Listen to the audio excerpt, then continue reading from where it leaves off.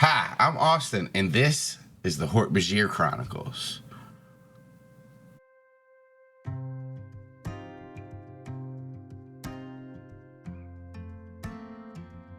Sanillion.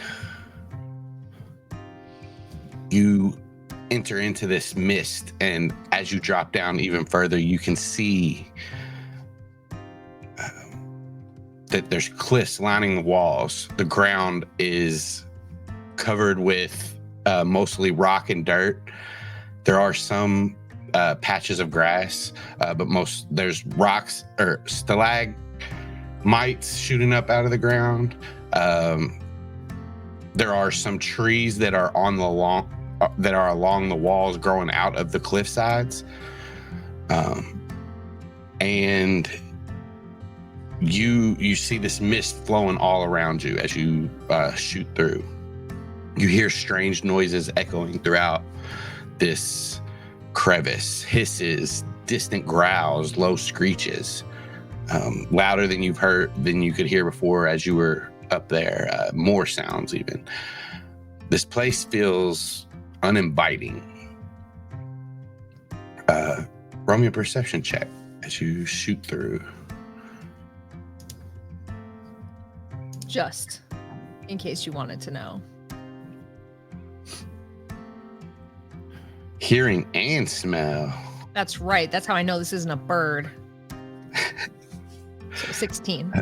So the mist obscures your vision, and it's hard to see around you, but you do hear noises from the cliff sides. You hear them, some scattering, moving fast, and yeah, as you fly past, you'll every now and then hear that to the sides. Anything else? Yeah, when I hear that, can I kind of skirt over that way to see if I can see anything, but still not getting too close? Okay, yeah. So yeah, you bank over towards that cliffside, climb a little bit, and I'll say you see a figure go into just the tail end of it, shoot into an opening in the side of the cliff face. It looks like a dugout hole. And what does the tail look like? Short and stubby as you see it enter into the hole. Okay.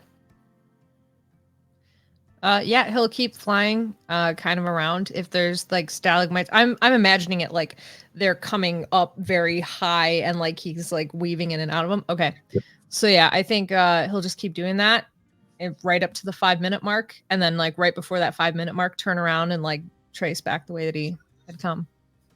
You do notice after towards the end of this 5 minutes, the ground is constantly because you get a little bit lower and you can't see the ground, but it is constantly sloping downward. So it's going even deeper than when you first came in. Give me another perception check as you hit and then start to move up. 19. You don't hear it, you don't see it, but you hear a big kind of breathing, heavy breaths that sound like they're coming from something that's large. But that would have been deeper if you would have kept going. You that's where you hear that coming from. Does it sound I know it's heavy breathing, but are we talking about wet heavy breathing or just heavy breathing? Tell me what the difference is. I know what are you trying to figure out about I think you'd be better off showing me the difference, letting me hear the difference between wet heavy breathing and heavy breathing. Well, one's gonna sound more amphibious, right, than the other one, because one's just gonna be like this, and the other one's gonna be like.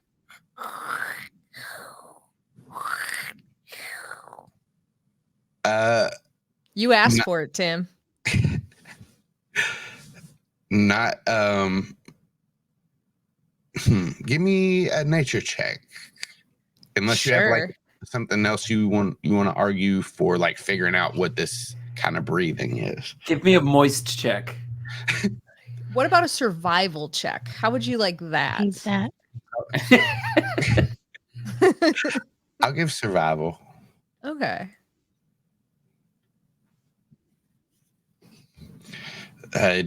You. I don't know shit. Yeah, it's you just hear that sound and you know it's breathing, but that's kind of all you can tell. I guess that it sounds like normal breathing, not wet. Cool. But you can't get much more than that. I will say, as you move away from that and back towards Ilira and each, you hear a staticky pop sound coming from lower to the ground towards the cliff, the side of the cliff. I think you would try to drop down and check that out. Yeah, you go to where you kind of heard this sound and you can get there. It's it's close to the ground, so if you keep going, you'll come out of the mist and you'll see that the lower part, there's no mist there. You get down there and you see behind a rock, you hear behind the rock that this sound where is coming from behind that. Do you land? He's not gonna land. He's just gonna skim. Kind of skimming around the rock, you can hear clearly this sound and it keeps repeating. It's like, and it's coming from behind the rock, but you can't get back there to see because like the way the rock's positioned, you can't see anything. All right, he'll just do like a circle and then keep flying. He'll probably stay kind of under the mist for just a little bit before like going back up. Okay. You want to roll another perception check as you like look around under the mist? Yeah, fuck it. Why not? As my Hork-Bajir friends would say, fuck it. 11.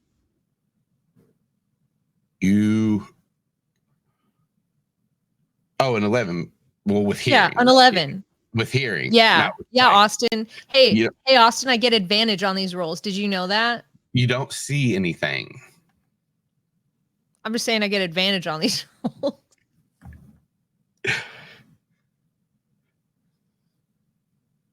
Yeah. Yep. But you don't see anything. What do you do? Keep observing, but moving on and then going up back towards the bridge tree. Yeah. Pretty uneventful. As you move back, get back into the mist, climb up out of it, and you can see that you've traveled pretty far in that few minutes as you kind of rise above the mist. But you're heading straight back to them. Yep. All right. You also see heading towards the other end of the tree bridge, Keffa, y'all, and Unos, and another Hork-Bajir with a green leafed mane shooting off it, but wearing that on his head. Okay. I think seeing that, he would probably try to if he could shoot ahead to get to where Ilira and each are and land and try to demorph quickly. Yeah, you got enough time to do that. Great. So they are approaching. Anything else you all want to do before they get there? I think Sanillion will just be giving them the quick download of everything that he saw down below, talking about the popping noises and the creature towards the end that was breathing heavily and how it kept sloping downwards. He's just giving them an information download of all of that. Hell yeah. And yeah, eventually Keffa, you all will rejoin with the rest of the group on this tree bridge.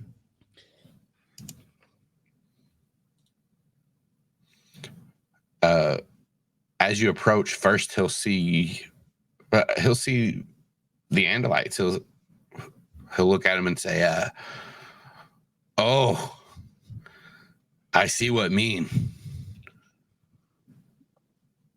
Yeah, new friends. Strange. Yeah, blue, the blue ones. Yeah, not bad blue. These new friends, good blue. Good blue. He looks at the Andalites and then notices Bronk. Bad. Nope, him good too. Good. All good. All good. Bronk good. Bronk maybe will lick you. A lot. Bronk eat Hork-Bajir? No. Or just taste? No, not is affection, I think. Bronk love. Oh, hello. I Chief Brower, and I love too. But maybe Bronk love me. He's Come, just Bronk. gonna look at Bronk and be like, "Go, friend." Yes, come, friend Bronk. Nice to meet you. And Bronk kind of like limps over and then starts to go a little bit faster towards him and jumps up and just collides with the chieftain, and he drops back to his back, and you see him start to roll towards the edge, both of them. Oh, ha, ha, ha, ha. It's funny, and then they roll off.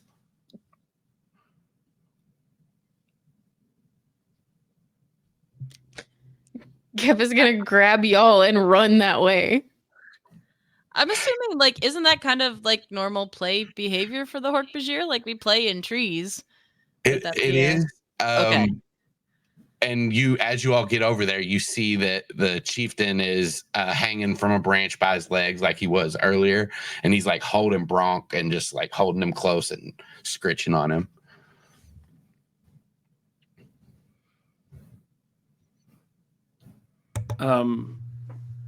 Y'all is going to look at Sanillion and be like, you tell Chief about strangers. The Yeerks. Yes, you make him understand. Y'all has limited ability to speak. Sanillion will like sort of stand up straight, like he would be reporting like to an important Andalite then, but the entire time you're there, his tail blade is held away from you. And should you move towards him, he will be moving his tail blade away from where you are moving. So extremely aware of that. But yeah, he'll kind of stand up straight and be like, the Yeerks are a species that look like a small, no-limbed sort of wet blob kind of a thing, but they are very dangerous. They're not to be underestimated. They were given transport off of their homeworld by a misguided kindness, and they can take over the body of species that are not them by crawling into their ear and wrapping themselves around the brain. They have some weaknesses. They need to feed every 3 days. They need to survive off of Kandrona rays. They need pools to go into, but their strengths are that once they take over a being, they can read all of their thoughts and they can imitate them flawlessly. And then he'll kind of look to Ilira like, did I do good? And then y'all will look at the chief and be like, there, now you understand.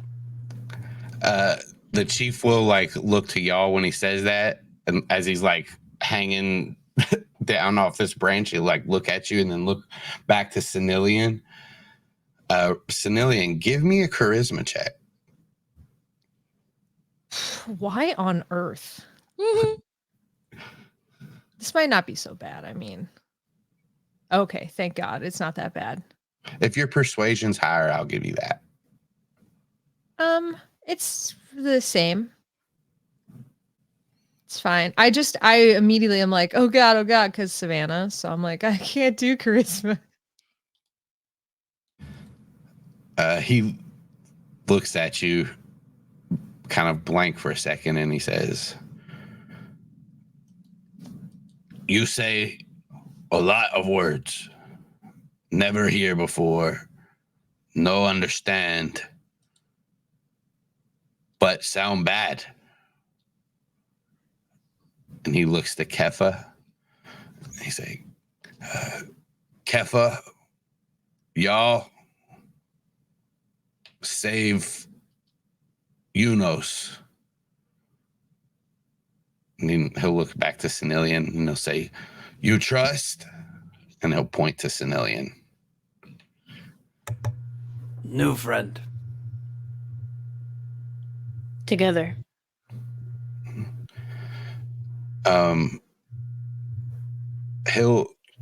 All of you guys can give me insight checks on him.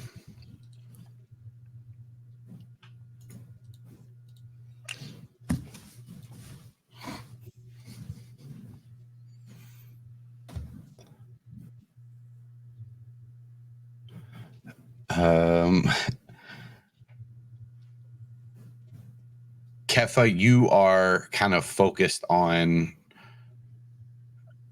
all of the information that Sanillion has given and like wondering if that will maybe be too much for the chieftain to understand, and so you don't catch it. You don't catch this. Sanillion, you, after you've kind of explained all this, he kind of like looks you up and down, but you can't get like a read on what that is. When an Andalite sizes somebody up, that's something that they do, but that might not be the same for the Hork-Bajir. I think Sanillion's still focused on looking at Ilira like, did I do good? Please help. She's gonna smack you in the flank with her tail blade gently and give you an Andalite smile. Big relief.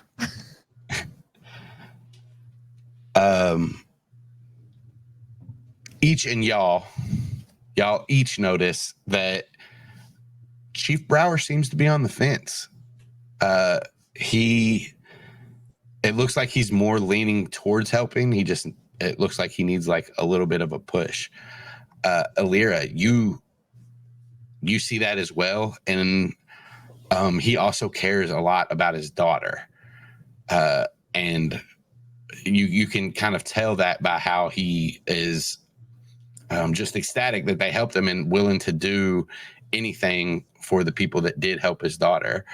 You think it might not be too hard to convince him, and using him being the chieftain, him being the lead, and over everybody might be able to sway him if it's for like the better of the Hork-Bajir.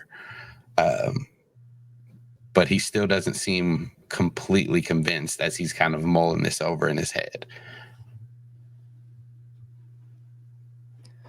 If I may, Chief, I know this is a lot of information and it's a lot of confusion and everything, but let me boil it down to what it really is. Your planet is in danger. Your people are in danger.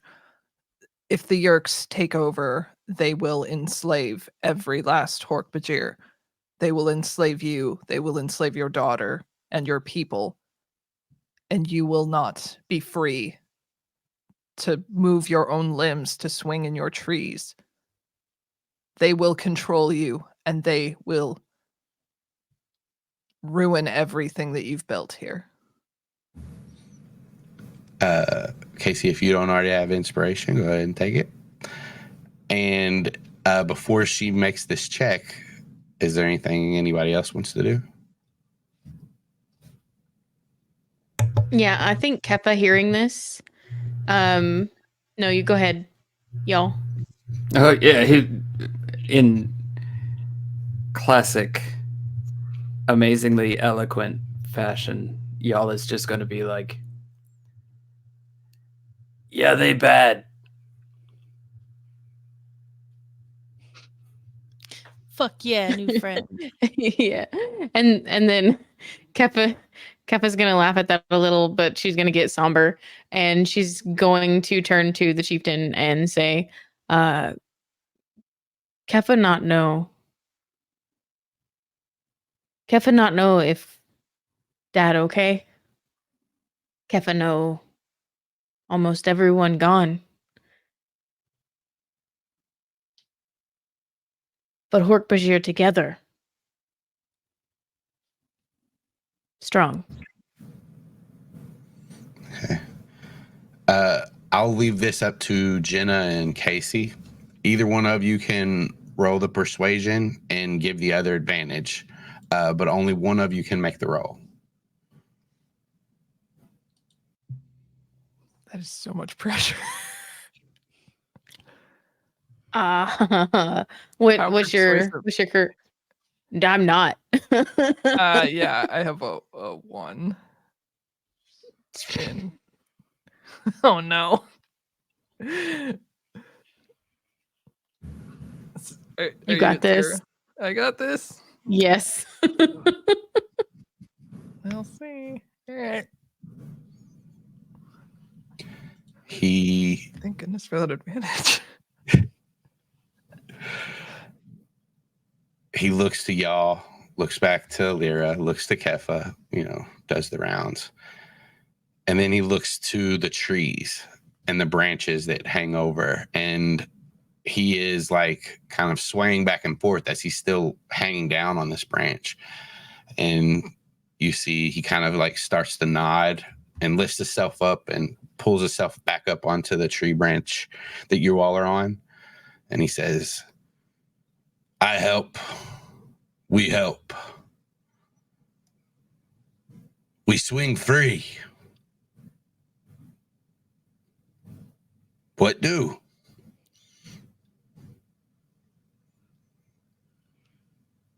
Keffa's gonna turn back to y'all and say, y'all teach to fight.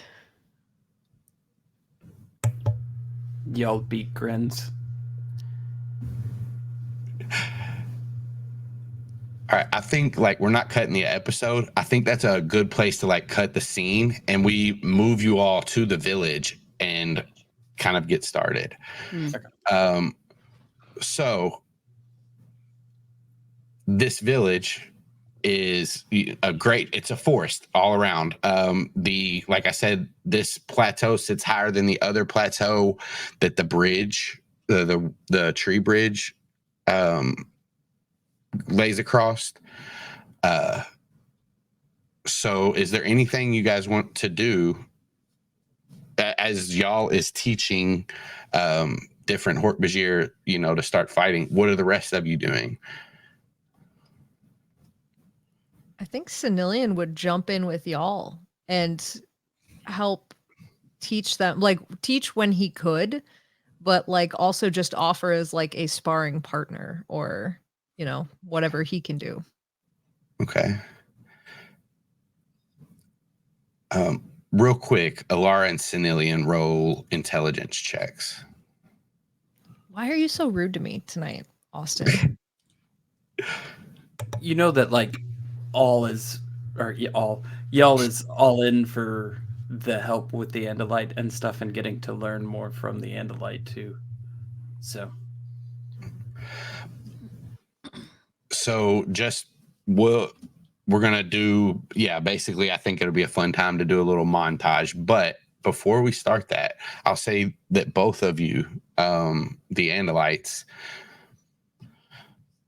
kind of put together in your all's heads doing the math and how long it took you guys to traverse the planet and to get here, and based on how many Ged and Hork-Bajir that you've seen in the group behind you, if they traveled the same pace that they were traveling when you all were near them, they're probably about a day to a day and a half behind you. So that's your time frame. And now I think, let's do a montage of you guys getting ready. You guys, preparing or teaching these Hork-Bajir and coming up with your plan for whatever Yeerks you want to fight. So you all take it. We'll start with Sanillion and y'all as you all are training. I don't know, describe some cool stuff.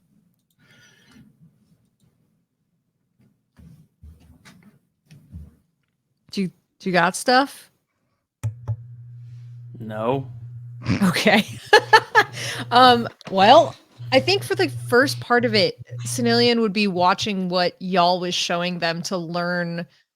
Like, if there's one thing I think he would be able to assess relatively quickly, it would be watching them train with the blades and then being able to kind of like input what maneuvers he knows that they would be capable of doing with the blades that they have. So if it's something like y'all is teaching them how to like just like cut downwards at something, he could show them a way to like, oh, well, if you took your blade and you angled it like this, you could do this, that, and the other.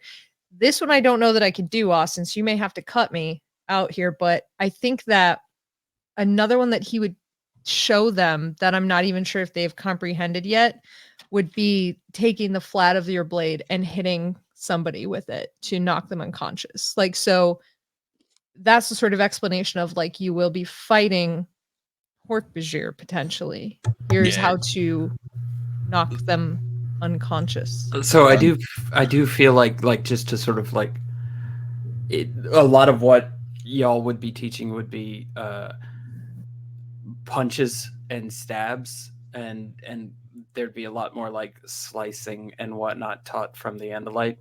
Like y'all would of course tell every Hork-Bajir about his Macho Man Randy Savage elbow drop from the top rope. But yeah, that's what it'd be a lot of like straight on puncturing stuff. Take the high ground. Jump down. Yup.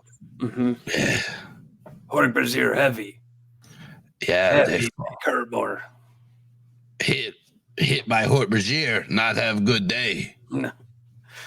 But yeah, then the Andalite comes in and like with the more slashing techniques and That's stuff so that's not gonna get you stuck in your enemy. well, that's what I was imagining is like they're coming down and they're doing like Hork-Bajir heavy, blah, blah, blah. And that's when Sanillion will come in with like, yes, but you can be just as deadly with quick cuts and like kind of show them like, on a tree, like the very quick, like in out kind of, slicing bark off kind of a thing. And the other thing that y'all is doing is like what y'all thinks is very helpful. I know you not know what kind of creature, but this creature smart. You listen to this creature. This one. And he points to Sanillion. Yes. Smart. Yes. Knows much. We learn. I'll say Bolt actually takes on to the quick cuts that Sanillion is teaching. He seems to like that kind, but Rock, heavy Hork-Bajir. Mm-hmm. Yeah. We have to keep pulling Rock out of stuff. The ground. Yeah. He's then broke through stumps. Yeah. Anybody else have a moment they want to do? A montage moment?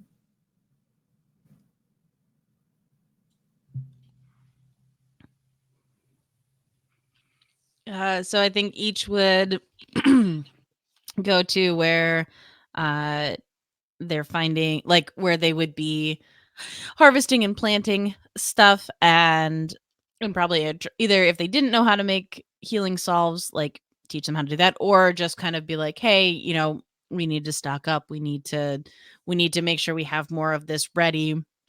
And then also the same thing along the lines with the buka powder and making that. Yeah, Yum Yum is like, ooh, I try. No, only in emergency. Yes. I might have emergency. Never Not know. not emergency. We'll know when emergency. Okay. Oh no, it's emergency. No, you lie. Ah, No. I have Vine. May have some vine and red bark. Small. Yeah, he pulls a vine off a tree and starts eating it. But yeah, just making sure that anybody who's not actively learning to fight, or the little ones and everything, like making sure that they have supplies stocked and ready and stuff. I think would be what each would be working on. Hell yeah. And Bronk's there with you, kind of sniffing out different ingredients that you need and kind of showing you where they are. Best boy. The Chidoo's fucking off. It cannot be bothered. That's okay. Anybody want to go next? Sure. Keffa's gonna go up to the chieftain and say, you have seer? Oh, different, Hork-Bajir. We have no seer here. I have met seer from far, Great Tree.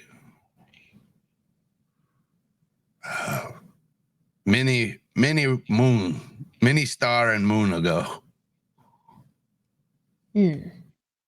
Which great tree? He points in a direction. It's north.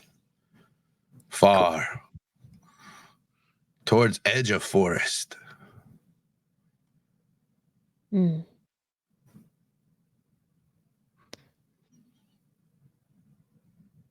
We need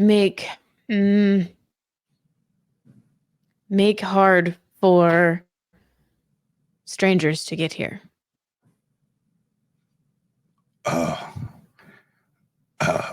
Only way here is climb tree. They climb.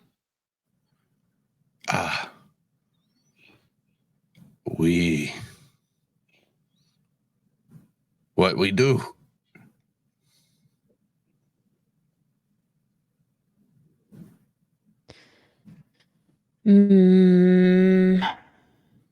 Make wall? Can help. Bark team help. He and then Keffa's. Go ahead. He just says Garf Nash and up higher into the trees, and stocky Hork-Bajir start to make their way down.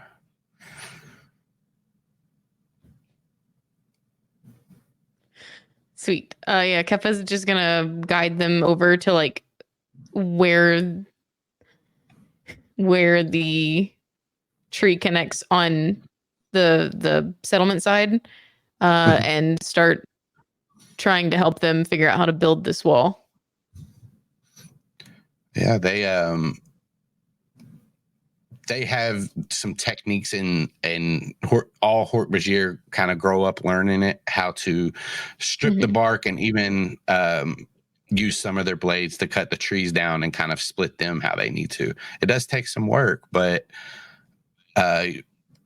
it'll probably take you the rest of this day, but you can get like some walls started to where they block off definitely the sides and like the main where it connects to the second plateau, and then a little ways to the sides of it as well. If you want to get it like kind of around this whole crevice, it'll probably take the whole next day as well.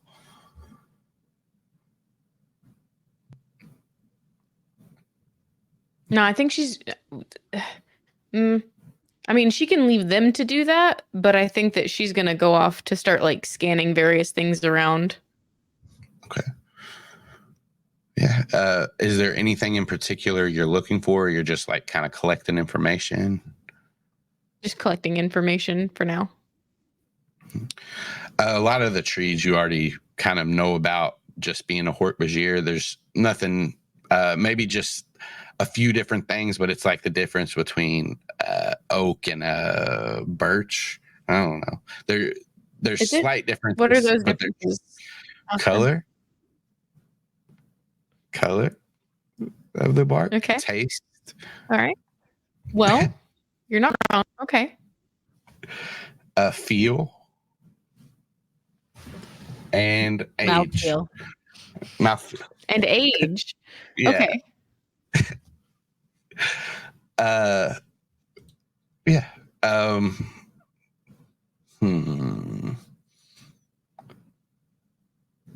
gonna say like around here, as of right now, the stuff that you scan there's nothing that stands out too much. You might see stuff. They don't have anything special different. Right. Cool. Okay. Cool.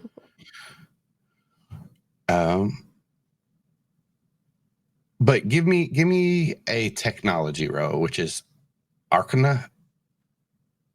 Did I say it right? Yeah.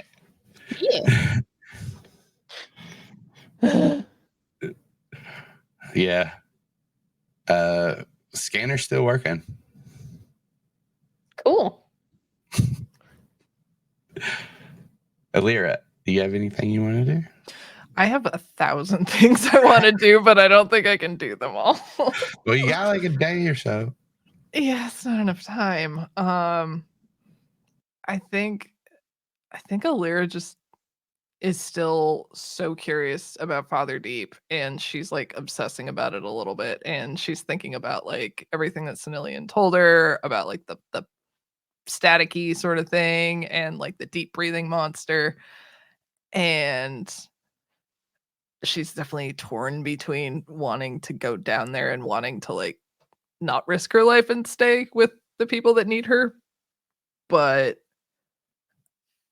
I think she's gonna try and explore down there herself. Fly down there as a Keffa bird. Okay.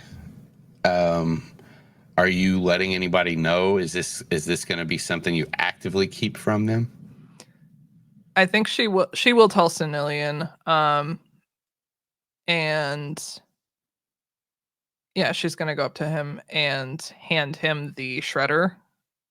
And say, like, I will be back in 20 minutes, and then I will leave again and be back in another 20 minutes. I will just keep checking in and letting you know that I'm safe. And if I don't come back in the time that I specify, then something is happening. You need to stay here. We will see. Will we?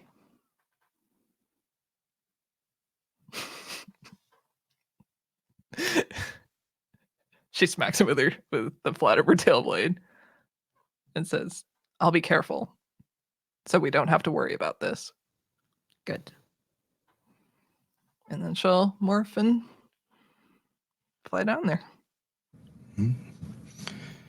Yeah, you shoot down through the mist, down towards the stalagmites and through them, and you get that same feeling that Sanillion described about it being uninviting.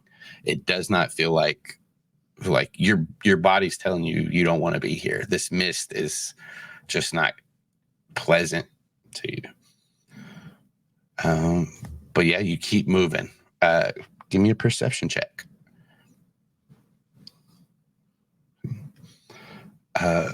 You notice sounds coming from the sides, like the cliff faces, and I'll say as you shoot past, you hear them scurry more as you're going past, but they don't kind of like move closer towards you or anything like that. You kind of startle them, it seems like, to end up moving. Okay. I am specifically looking for the staticky thing that Sanillion described, and I'm specifically looking for that big breathing thing, whatever comes into my peripheral first. Are you going below the mist at all? Yes. So I'll say as you pass up those first sounds that you hear and keep moving deeper and deeper, you drop below the mist. Go ahead and roll me another perception check. As as you come out of the mist, you did not see this stalagmite shooting up, and you smack into it and drop to the ground. Let me look at something real quick. You take...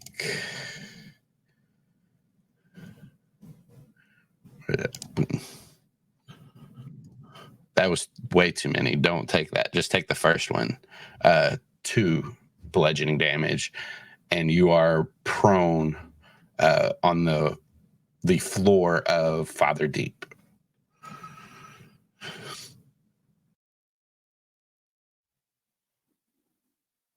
Cool. Great. It does. That was not a crit one, you said? It's not. You get advantage on perception. Yes. It's not good, but it's not a crit one. Yeah, so I'll say you don't take the damage. You bank right as you come out of the mist, right before you see the stalagmite. You bank right, and you still roll end over end and land on the ground, but you don't take any damage. Okay, cool.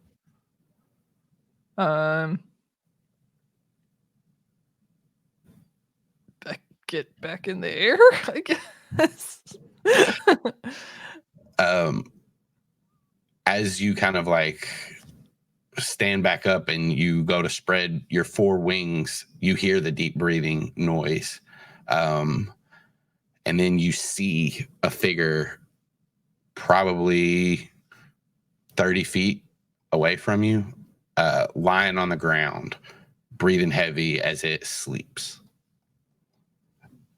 The creature, you probably want to know what it looks like, right? I do. All right. It is like a rough grayish skin color. It has 2 massive arms that end in 3 claws underneath its head. That it's laying its head on them. Its head has these. It has like an insectoid top side, like the top of its head, but it stretches out into a more of like a dog mouth, kind of like a what are those called? Muzzle, muff. What is it called? Snout. Not Snoot. the third one. Snout. Snoot. Snoot. And inside are these teeth, these razor sharp, probably 6-inch long teeth, and then 4 tusks shoot out from its upper like lip, and then right underneath where its eyes are. Its body is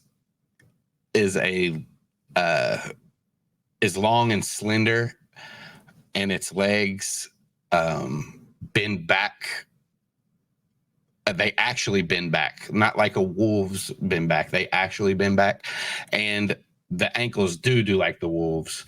So they have those at the end of their legs, and then 2 out of their knees, 2 huge spikes that go to the ground. I think that probably over time, the time that you've spent with Keffa, y'all, and each, they probably told you about the Jubba Jubba monsters, and this is what that is. Oh, neat. How loud is it when I morph and demorph? Like in general. I mean, it's like if you're sitting at like out somewhere in public and somebody sits right next to you and plays their phone all the way loud, that's what how loud it is. Okay. 1 second while I look at something. I can't with this chat. It's a lot. The one that got me was, a mouth, a muzzle, a vagina, a mouth. Fucking killed me. Oh my god. Okay. I'm going to move away from it to like a reasonable distance. And then I'm going to slowly start demorphing, keeping my eye on it to make sure it doesn't have really good hearing and can hear me, because if it does, I'm going to morph back and bail. All right, as you back up, roll me a stealth check. This is where it all goes wrong. It's where it's going to kill me because I'm that bitch. Oh, or not. You start to back up, and this thing keeps heavily breathing and doesn't move. Okie dokie. You can get back there and start morphing, like kind of get away from it, or demorphing. Yeah. Yeah. Okay. I'm gonna get a certain distance away and then start demorphing. It works. Hooray! And then I'm going to cast. What is it called? I'm going to cast Energy Shield on myself. Right Okay. quick. I cast Zone of Truth. And then I'm gonna walk up as quietly as I can and try to record it. Okay. Yeah. Give me another stealth check. This is not going to be good. Okay.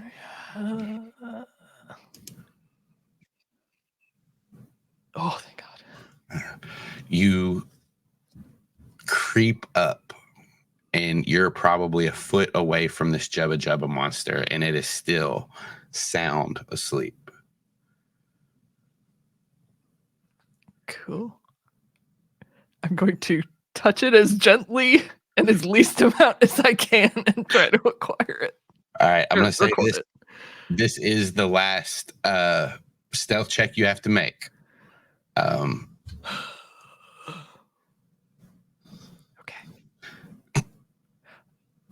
Wait. Okay. How does inspiration work? Do I have to declare that before? You just tell me you're using it, and you can use it. And that gives me advantage. Yep. Okay, I'm gonna use it. Okay.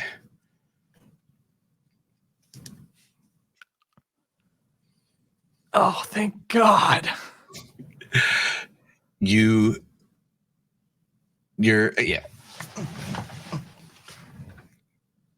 hand connects. You feel the rough texture of the Jubba Jubba monster skin, and then you feel that tingle in your fingers as the Jubba Jubba monster goes even slacker than it already is. And yeah, you have the Jubba Jubba monster. Fuck yeah. All right. Got what it came for. I'm out of there. Yeah, you slowly back up and get a fair distance away. Yeah.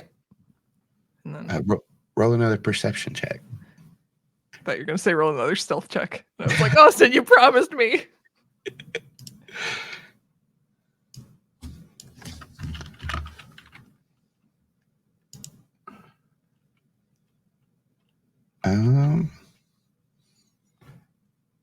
I'll say you hear the movement up higher on the cliff walls.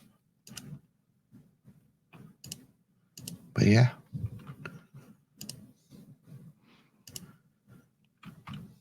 Right, morph back to Keffa. Get the fuck out. You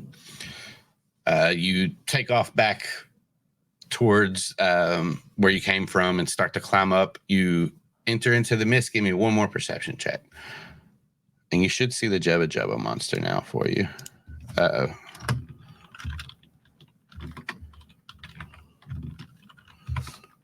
Oh. Should I be rolling as the Keffa bird, actually? You can keep the roll, just change the modifier if it's different. Okay, and that's wisdom? Mm-hmm.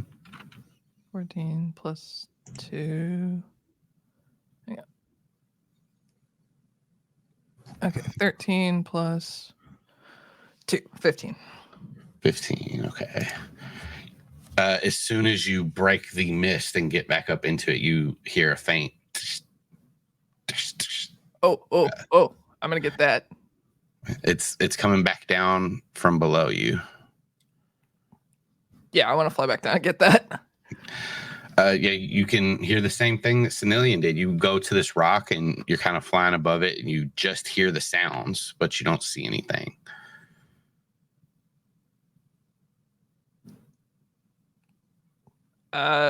If there's nothing around, I might try and land. Yeah, with your perception check, you look around, you don't see anything. Okay, I'll go land down there. Yeah, and as you land and get closer to this, you get closer to this rock. Behind it, it's covered from the top, but you can kind of see that the rock is pushed away from the side of the cliff face, and behind it, there seems to be this spark coming. And as you kind of peek around, you see this small yellow crystal embedded into this like socket in this wall, and it's just sparking. The crystal looks like it is askew from the socket. Indiana Jones.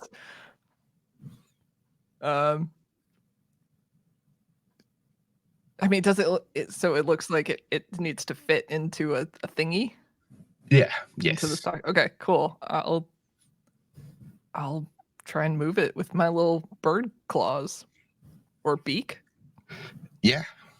It's easy enough for you to get your little beak in there and push the crystal back into the socket. And when you do, the it sparks one more time, and then it stops. And like the background of the socket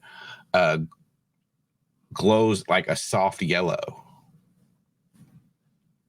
Give me an Arcana check, a technology check. Yeah, you can tell that this feels like some kind of power source. You don't know what it's powering or where. You can't figure out how it connects just based on what you're looking at. But this is not natural.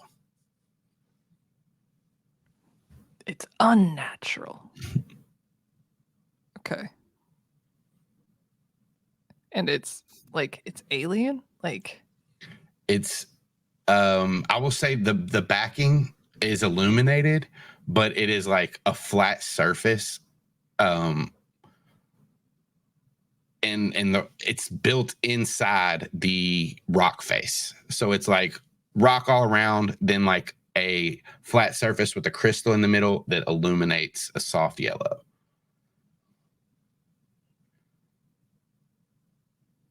Okay.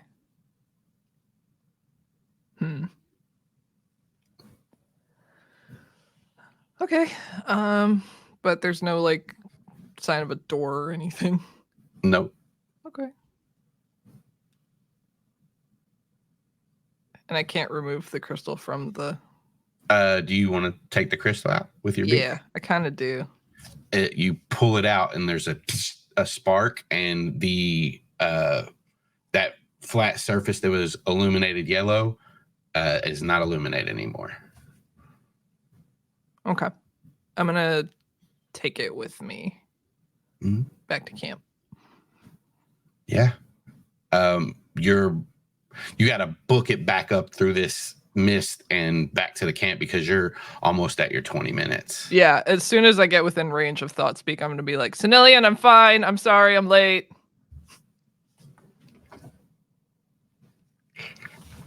Late starters. Wasn't like I was going to forward anything after you. Victory! You guys did the montage. Sorry for my 20-minute scene. Y'all walks up and just says, "Y'all is here to Colin. And then y'all takes his shirt off.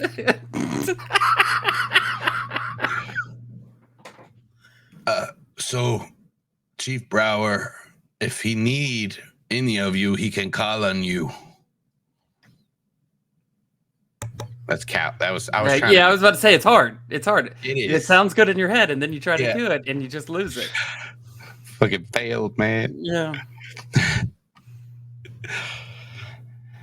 All right, Hork-Bajir village, walls up, friends gathered. What do you guys? Anything else you guys want to do?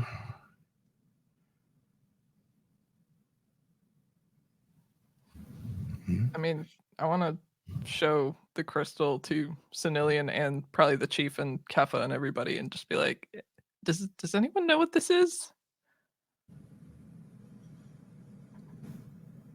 The chieftain looks confused at it. No, never see. Is it? Can you eat it? I wouldn't recommend it, generally.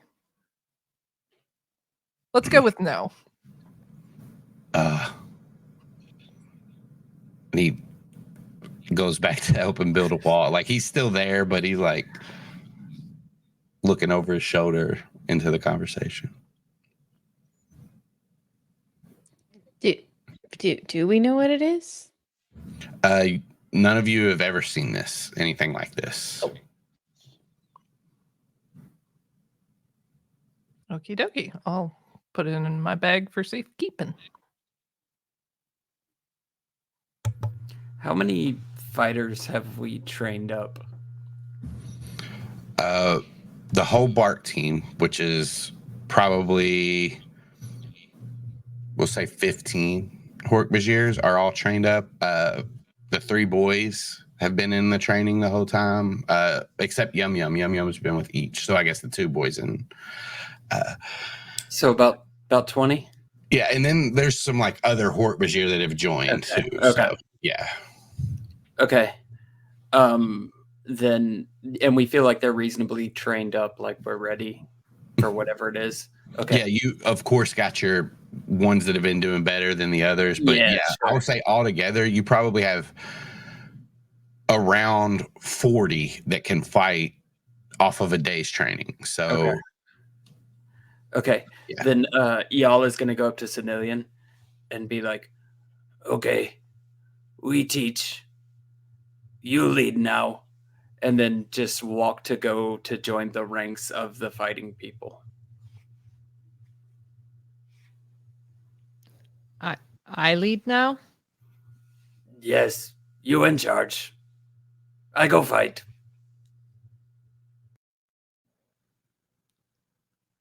I will also fight with you.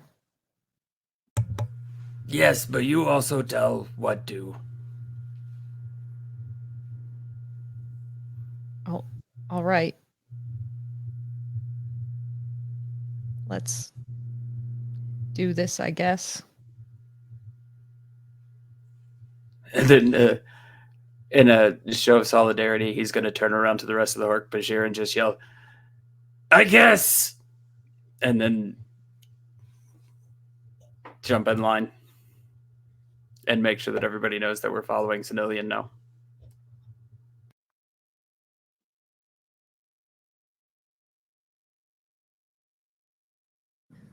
Yeah, I mean, I'm guessing they're going towards where you guys are building the wall.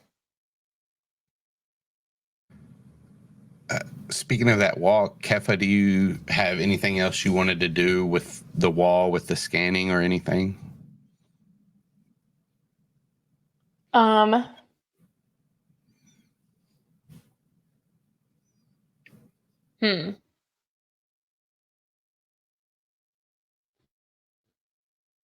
I don't think so. Maybe like take a bit and look at the least defensible part of the wall, like the part that we think might come down first, and try to figure out a way to, like, if not shore it up, then station people or spiky things there to sort of direct people away from it. Okay. Give me either a survival or Do you have anything else that you think it might be? Intelligence, maybe? For like strategy? Yeah. Yeah.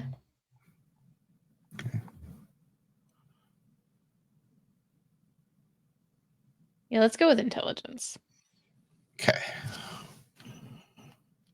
Yeah.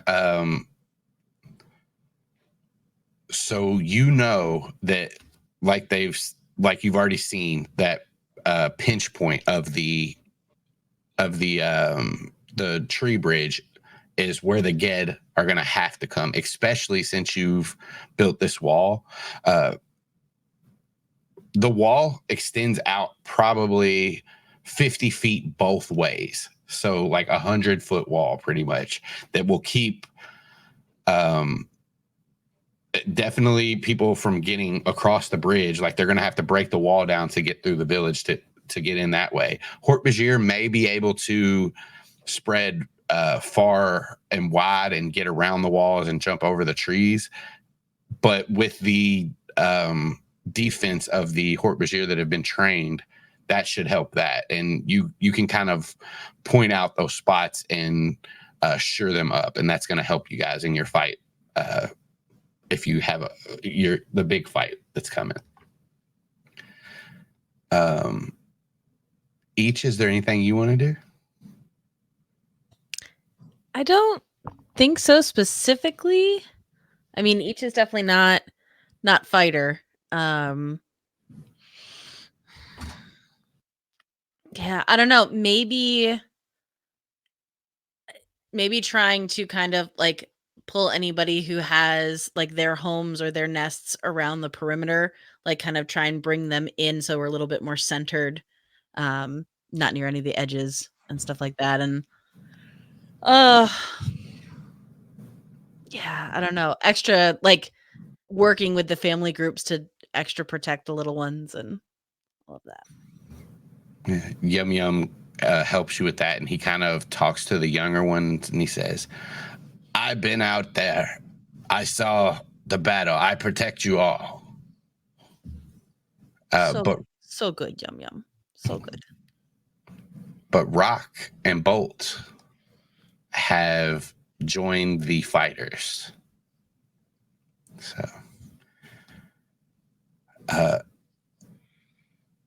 and as the night passes, is there anything you all want to do? Because you can you still have till tomorrow. So if you guys want to do anything at night, now's the time. I'll only give you one more thing that I think Sanillion will do, and that's when they get to the wall, assuming that this was the place of the sort of start of the battle, the last stand, it's going to be determining layers of striations in the forest to protect, like who's going to be covering up high, who's going to be working down at the bottleneck, and who's going to be reinforcing and protecting the wall from being taken down. Is there anything specific with that you all want to set up? Like yeah, you're right. You have people covering the things that you said, but is there anything like, where are you all going to be? I guess is what I'm asking. Oh, you want us to place ourselves instead of waiting for your description so we can choose an advantageous point after we hear how this is coming in. I see what you're doing. I see how you're playing this. No, I think where Sanillion will place himself, at least. I think he'll let go kind of where he feels most comfortable, but I think Sanillion will be on the ground because that's where he's going to be most comfortable and working in that bottleneck area to help take out the Geds, see what's coming, call shots.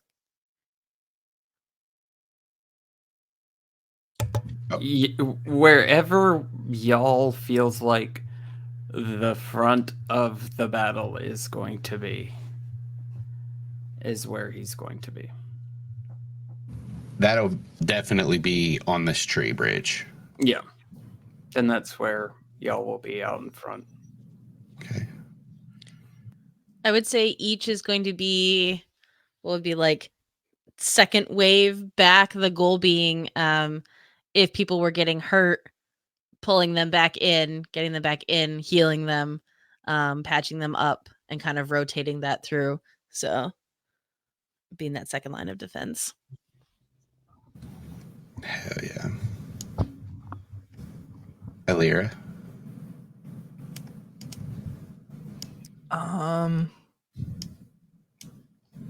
I think she wants to get up high somewhere, or somewhere where she can get a good vantage point. And just kind of keep her options open. Is she going like up in the trees? Is she in morph, or is she like on the wall that was built, kind of looking down? I think up in the trees, if possible, to do like surprise attack. Surprise attack. Hey, Austin, can I ask you a question about the stream? Yeah. Do you need to adjust the map if we're all going to the bottom like that? Or Yeah. will it show up? It's just that I can't see it, or is it not showing up? Oh shit. I You think see I what I'm just saying? There we go. Yeah. Oh no, yeah, there you go. That's it. There we go. Yeah. Thanks.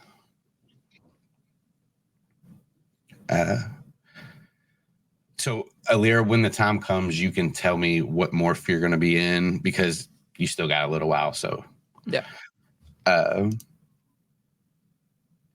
Keffa. Keffa is gonna be high up in the trees, so to where she can sort of see everything, or at least as much as possible, and close enough to one of the Andalites that she can shout at them. Okay. How about like right here? That way you're kind of still close to Ilira, who's up in the trees as well. Mm-hmm. And yeah, you see Hork-Bajir lining these walls you've made. Everybody kind of watching, waiting as the night grows darker and darker. And as the light of Mother Sky first shines over Father Deep, you all hear the sound of foot of creatures moving in the distance a lot, and they're getting closer. I scrambled backwards as the beast crashed down in front of me. My clawed foot hit a rock jutting up from the ground, sending me toppling over. I clutched the crystal as I began pushing myself away from the now recovering monster. It stood back up on its four legs and snarled as its white eyes stared at me. It leapt towards me and I rolled to the side, its claws cracking the ground as it landed right where I had been. I jumped back to my feet and ran towards the chasm's walls. I leapt and managed to grab one of the above ledges. Before I could pull myself up, I felt the beast smash into the wall beneath me and I lost my grip. I fell onto the beast's back and it began to buck and flail, trying to shake me off. I dug my knee and wrist blades into the creature's flesh to hold on. It wailed in pain. It then bucked right into a wall, and my head slammed into the rock beside us. This caused me to lose my focus, and I fell from the beast to the ground. I tried to push myself up, but I was dazed. I did manage to get to my knees. Here he come, warned Pick, but it was too late. The beast slammed me up against the wall. He had me. The drool dripped from its mouth, and he eased his head back, preparing for the strike. I felt my tail twitch, and suddenly the beast's eyes widened, and it let out a short gasp. It staggered back, and I could see that my tail blade was sunk deep into its side. On wobbly legs, it swayed back and forth, and then fell to the ground. I fell forward onto a knee, my heart racing. That's when I heard more growls from above. I looked up, and on the ledges were more of the beasts. At least 4 sets of glowing eyes watched me. I dug my clawed feet into the rocky dirt and pushed myself forward, fleeing from the beasts. They followed from their ledges above, bounding from one level to another, leaping over the gaps with ease, all the while watching me. One hopped down 2 ledges, and I just managed to duck under it as it sprung towards me. It crashed into the opposite wall of the chasm and shook its head, pushed itself back up, and then continued to chase.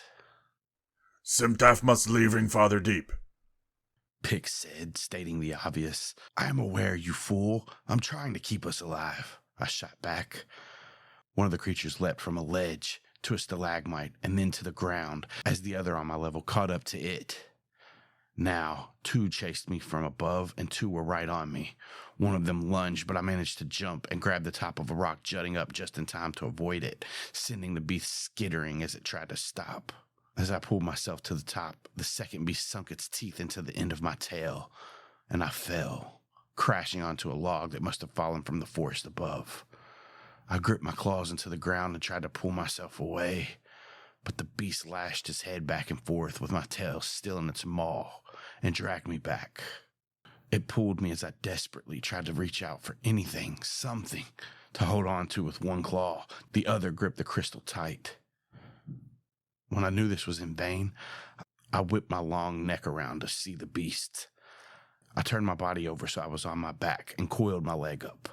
With all of the power that I had in my long legs, I kicked my clawed foot towards the beast's face and dug them into it.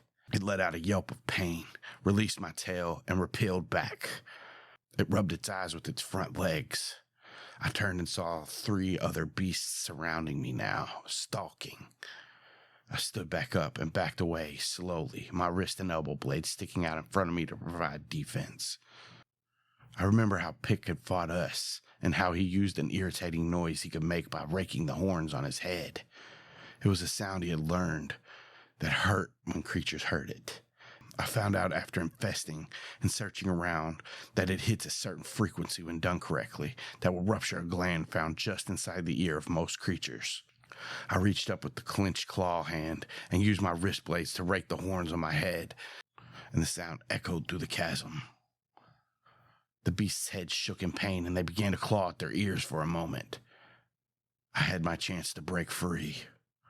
I turned and ran. I saw an opening, and I squeezed into it, my back and chest both touching the sides of the opening. I shimmied in, and just as I pulled my tail in, one of the beast's claws slammed down outside of the opening. I watched it as it paced back and forth, watching me. I was compacted into this small space. Deeper into the cavern, I saw a glow. There was a light coming from inside the walls. I turned to give one last look towards the beasts, and I watched as a massive claw scooped it up, off the ground, out of nowhere. I heard the yelps and saw the creature's blood drop down, and then a new, gnarled, toothy maw filled the opening, empty black eyes behind it. Jabba Jabba! Pick said as it bellowed out a roar towards me. I quickly resumed my sidestepping into the tunnel, making my way towards the light. After contorting my body through the tight cavern and hitting different limbs on jutting rocks, I finally made it to where the light was coming from. This break in the wall emptied out into a hallway. The hallway was lit with the glow of light strips every 30 feet or so. This was definitely not natural, and nothing Pick had ever seen before either. I began to walk and explore the halls, my claws clacking and echoing through as I stepped. I came to a room filled with devices I did not expect on the Hork-Bajir planet. There were computers and scanners and tools for building and repairing. There were medical devices and test tubes and all manner of things that I recognized. They weren't exactly the same as the devices that I had seen. They were similar enough that I could see that they were used for the same purposes. None of the computers were on. I looked around the room, investigating the devices, and found a socket similar to the one that I had found the crystal in. I carefully inserted the crystal I had into the socket, and a glow began to emit from it. All the computers began to brim with light and hum to life. The room I was in illuminated, and I could see that it looked like a laboratory. The Andalites used these rooms to invent things and heal each other and learn things about the world. It intrigued me to find one in the depths of this planet, where the beings could barely communicate with each other. It was astounding. There were spare machine parts in a chest near the wall. I could use these to make the Kandrona generator for myself if the right parts are here, I thought. I began to look through the parts to see what was needed, and I heard a rustling behind me. I turned and saw a quadruped avian creature freeze in my sights. It then skittered towards the door, but I jumped and cleared a table to cut it off. I pressed my forearm blade to its throat, and I was about to end it before it could end me, and it said, "No, please." I stopped suddenly and looked into its eyes. This beast had spoke. Monsters of Father Deep, no speaking, Pick said. I pushed his consciousness down. "You speak," I said to it. "Please, don't kill me," it said again. I lowered my arm and took a step back, still keeping myself in between the new creature and the exit. "What are you?" I asked it. "I have not come across any other species that could speak besides a Hork-Bajir on this planet." "Yeerks are not the only ones who wish to live in secret," it responded. This creature knew I was a Yeerk, and it knew what a Yeerk was. "I am an Arn," it continued. "We are the real inhabitants of this planet. The Hork-Bajir are our creations." "How do you know of the Yeerks?" I said, lifting my blade back up. The creature took a few steps back and raised short-armed claws that came out of the front of its chest. "The Arn monitor this planet. We know what goes on. We have seen your ships. I saw the takeover you and your comrades have begun. I know about your pools." "How?" "The Chadu." With his claws, he eased over to one of the computer monitors and brought up a screen. It was from the point of view of a Chadu. It looked over the Yeerk pool Pick and Ori had carved out for us cycles ago. "We have outfitted many Chadu with optical relays." "You can do that?" I asked, with the proof already in front of me. "The Arn are masters of biological engineering. We made most of the species on this planet. It all started when an asteroid hit our planet and caused everything to be wiped out. I zoned out of this Arn's explanation of how his people came to be. I was more interested in what he could do for me. If he could create beings and alter others, I could only imagine what he was capable of. I could invest him and gain his knowledge. However, he did not look as well suited for combat as my Hork-Bajir host. He must have seen me eyeing him up and down because he stopped his rant. "You will not be able to infest me," he said. "I have installed a gland at the end of my ear canal that is toxic to you Yeerks. If you try to enter, it will rupture and kill us both." "Then you will help me and I will keep you around. I will keep my people from making you a slave. Working for me will be better than working for them, I assure you." I then began to look around the lab again. "I will do this of my own free will," it responded. "There's no need to threaten me. I can be a powerful ally to you." "We will see," I said without turning back to him. I searched through the spare parts and put some on the table. Over the next few days, I hinged all my bets on getting this portable generator working. I was right about the crystal being an energy source, and it did have the capacity I needed to power the generator. The Arn, whose name was Shinoqual, showed me how to scale down the other pieces as well. There were errors in the construction, but they were all mine. Shinoqual knew what he was doing. He had not lied about his people. It was time for me to feed.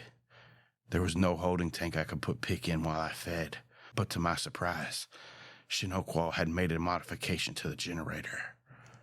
"I have added an optical emitter that will let the control rays be absorbed through your host's eyes. You must sit with it for a few hours, but you do not need to exit your host to use it." "This is a very acceptable upgrade, Shin," I told him. "If it works, you will work with me on far greater things for the Empire than this. You will be a valuable ally." Shinoqual nodded his head. This bad. Pick said. "Bad for you," I answered. I held the generator up to my eyes and began my feeding. I had learned over the past few days not to question Shinoqual's work, but even still I was surprised that this worked. I was absorbing what I needed while inside my host. This took away one of my people's only weaknesses. This would catapult us light years forward into our conquest. I would be a Visser after this. I would rise even higher than Actor 1154. After my feeding, I sat back out through another entrance. Shinoqual showed me. None of the beasts bothered me, and I was able to climb back up into the forest. I was brachiating through the trees back towards the pool. Akdor not liking this. Pick said to me calmly and flat. This Hork-Bajir was sure of himself despite his true intelligence level. Akdor will benefit from this too. All Yeerks will. Akdor want power for Akdor. Akdor not like Simtaf stronger. Even though this creature didn't know why, he was right. Akdor would look at this as a sign of overthrowing him, which I hadn't considered initially. I should overthrow him now. I was smarter. I had the better host with more abilities. He wouldn't stand a chance against me. However, the invasion was just beginning here, and many Yeerks were loyal to Akdor because he got us off the planet. I would take my rightful place when the time presented itself, but not now. Not yet. I would use this new device to my advantage and explore the planet, and Shinokwal would help. I returned to my pool mates and bided my time. Many rotations and cycles passed, and we continued taking most of the tribes in the Great Trees to the north. There were stragglers that we missed, but most Hork-Bajir were our hosts now. Then Ciro was sent. We had not seen an Andalite since the raid on their camp all that time ago. Ciro had given us the greater universe, but he now posed a threat if he knew about it. His family was with him, and another prince, Prince Jahim, who kept his distance from Ciro and his family. Akdor had intercepted a message Ciro sent to the fleet now that we were much more organized, and the Empire sent us reinforcements, more ships. He decided to destroy him. He took the ship himself, and from what I heard back, he was successful in his mission, finally taking the forceful approach he had always wanted. He destroyed Ciro and his scoop and the closest great tree. He only infested the Hork-Bajir that managed to elude the blasts. There were reports of Andalites working with the Hork-Bajir, but that could not last long. The arrogant Andalites would not be able to work with the dim-witted Hork-Bajir for long. But I had infiltrated a great tree tribe near the one that had been destroyed, and I thought that might be where they were headed next. I was right. I waited there and lived as a Hork-Bajir with them for a while. And sure enough, the Andalites showed up.